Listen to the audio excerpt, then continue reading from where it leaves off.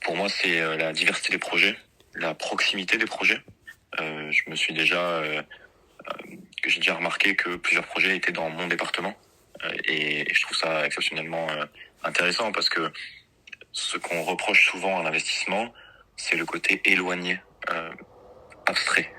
À l'inverse, à travers le crowdlending et notamment sur Mimosa, on se retrouve avec des projets qui sont proches et qui sont concrets. Et c'est tout ce qu'on demande, en tout cas c'est tout ce que moi je demande en tant qu'investisseur qui cherche à diversifier mon épargne de manière positive. Je suis convaincu qu'on peut conjuguer finance et transition écologique et que ça ne devrait pas être un coût, mais un avantage, la transition écologique.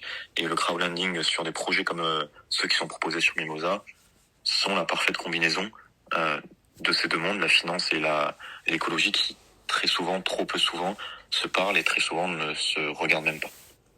Comme je l'expliquais, je n'investis pas seulement sur Mimosa, mais j'ai une stratégie un peu plus globale de lorsque je reçois l'argent mensuellement que j'ai, que ce soit pour les salaires, moi de mon côté je suis indépendant, donc c'est des factures, je réserve une partie de cette épargne-là, ou du moins de cette facture-là, dans toutes mes volontés d'investissement, tous mes projets d'investissement.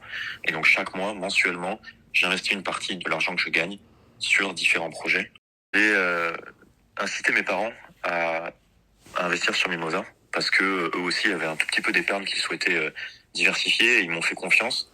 Donc déjà une première chose qui est bien, c'est que c'est attractif dans le sens où on utilise le parrainage et on est récompensé financièrement pour ce parrainage-là.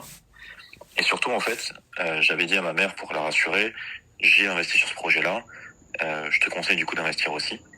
Et ce projet en question, c'était Yoji. Yoji, c'est de la nourriture pour bébés et qui est distribuée aujourd'hui dans les centres commerciaux. Et c'est bordelais, moi j'habite à Bordeaux actuellement. Et un jour, en faisant mes courses, 6 mois ou 1 an après avoir fait mon investissement, j'étais dans le rayon surgelé et je passe devant un aliment qui m'interpelle. Et je me dis, mais j'ai déjà vu cette marque-là. Et c'était un de ces aliments pour bébé, Yoji, qui était vendu en rayon. Et je me suis dit, waouh, mais il n'y a pas plus impactant que ça, il n'y a pas plus concret que ça.